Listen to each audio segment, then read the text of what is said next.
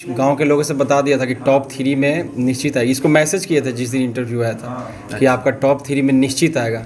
अभी मेरे कोचिंग में 20 बच्चे एग्जाम दिए, उसमें 17 बच्चों का 90 प्लस मार्क्स आया। अच्छा, तो उस समय जब ये लड़की इंटरव्यू दे के आई तो आपने कह दिया कि टॉप 3 में तुम शामिल हो। बिहार टॉपर देने वाले इस एकलव्य के गुरु द्रोणाचार्य यही हैं।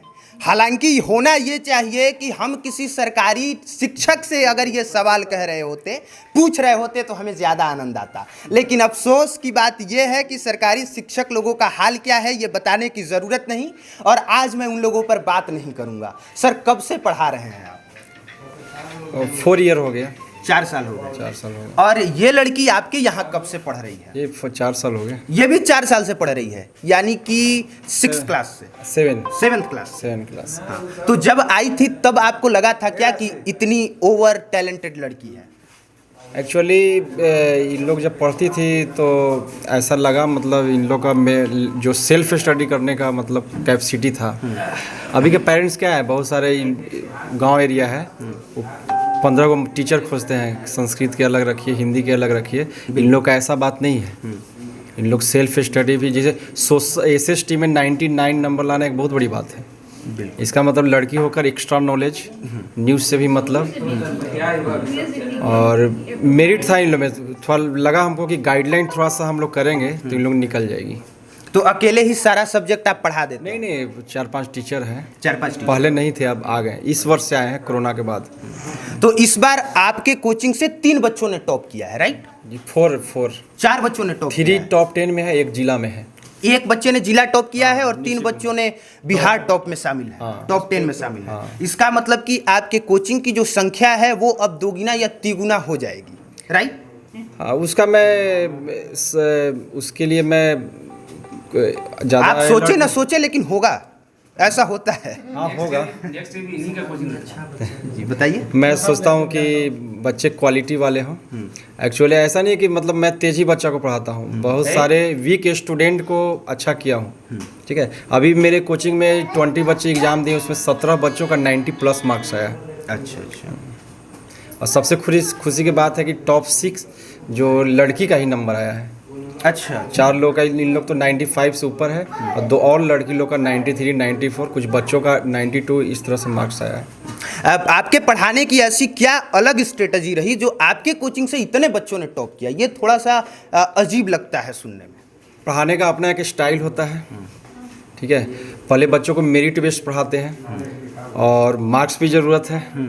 अगर मार्क्स बेस्ड तो उसके लिए लास्ट में जिस तरह का जो सबसे बड़ी टेस्ट, इन लोग का जो टेस्ट होता है डेली 6-6 घंटे टेस्ट होता था पर डे, मतलब 2 सब्जेक्ट का टेस्ट होता था।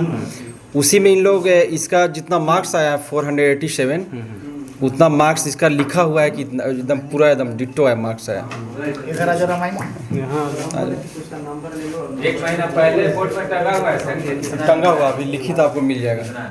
आपने पहले से लिख के टांग दिया था कि ये बच्ची इतना मार्क्स लेके आएगी? इन लोग का जितना पेपर हुआ था यहाँ ट्यूशन में, और उसके बाद वो तो मार्क्स उतना था ही। उसके बाद जब इन लोग एग्ज़ाम दी तो डेली रिपोर्ट लेते थे हम लोग, वहाँ जाकर भी दाऊद नगर एग्ज़ाम होता था, तो इतना सब इन लोग का मार्क्स बना हुआ था। पहले भी इतना मार्क्स मतलब आया था? लगभग इतना ही, 97 मार्क्स बना हुआ था कि आएगा। पहले ही मैं अपने यहाँ गांव के लोगों से बता दिया था कि टॉप 3 में निश्चित आएगी। इसको मैसेज किए थे जिस दिन इंटरव्यू आया था कि आपका टॉप 3 में निश्चित आएगा। कितने दिन पहले बिहार बोर्ड ने बुला लिया था इंटरव्यू के लिए? 26 मार्च को ही बुलाया था। 26 मार्च को बुलाया था। क्या क्या सवाल पूछा था? हर सब्जेक्ट के हर टीचर ने क्वेश्चन पूछा। 1-2 सवाल पूछा था। हाँ। तो उस समय तो नहीं बताया गया होगा ना कि टॉप आप ही हैं? नहीं, क्या नहीं। बताया गया था उस समय? उस टाइम बस आपका इंटरव्यू हुआ, आपका फ़ोटो मैच किया गया एडमिट कार्ड से कि आप ही हो वो स्टूडेंट जिनको बुलाया गया है, और फिर हर टीचर अपना अपना क्वेश्चन किए, और बस इतना ही था। तो उस समय जब ये लड़की इंटरव्यू दे के आई तो आपने कह दिया कि टॉप 3 में तुम शामिल हो, राइट? वहाँ मैं गया था। अच्छा, आप भी गए। और मेरे को आइडिया था, मतलब जैसे वहाँ तो कम से कम 500 बच्चे आते हैं, लेकिन फिर भी जो इंटरव्यू के लिए बच्चे जाते हैं तो गांव एरिया है, थोड़ा हो जाता है कि बच्चे टॉप करेंगे, लेकिन ऐसा बात नहीं रहता है। बच्चे तो 500 गए थे, लेकिन 39 ही टॉप 10 में हैं, और पूरा विश्वास था कि टॉप करेगी, टॉप 3 में आएगी, उसी में जो भी हो जाए। बाकी हम उनके गुरुजी से बातचीत कर रहे थे और आखिरी में ख़त्म करते करते बस मैं यही कहूँगा उन 20% बच्चों के लिए जो इस बार परीक्षा क्रैक नहीं कर पाए कि ये कागज़ की टुकड़ी तुम्हारी ज़िंदगी डिसाइड नहीं कर सकती। हो सकता है कि तुम में से कुछ बच्चों का पढ़ने में मन नहीं लगता होगा, कुछ बच्चों का किसी और चीज़ में मन लगता होगा, कुछ बच्चे कुछ और करते होंगे, कुछ बच्चों की तबीयत बेहद ख़राब रही होगी और कुछ बच्चे होंगे उस टाइप के जो परीक्षा पास करने के काबिल ही नहीं थे। तो वो बच्चे मात्र 1-2% होते हैं। बाकी बच्चों के लिए मैं बस इतना ही कहूँगा कि तुम जो कर रहे हो करते रहो।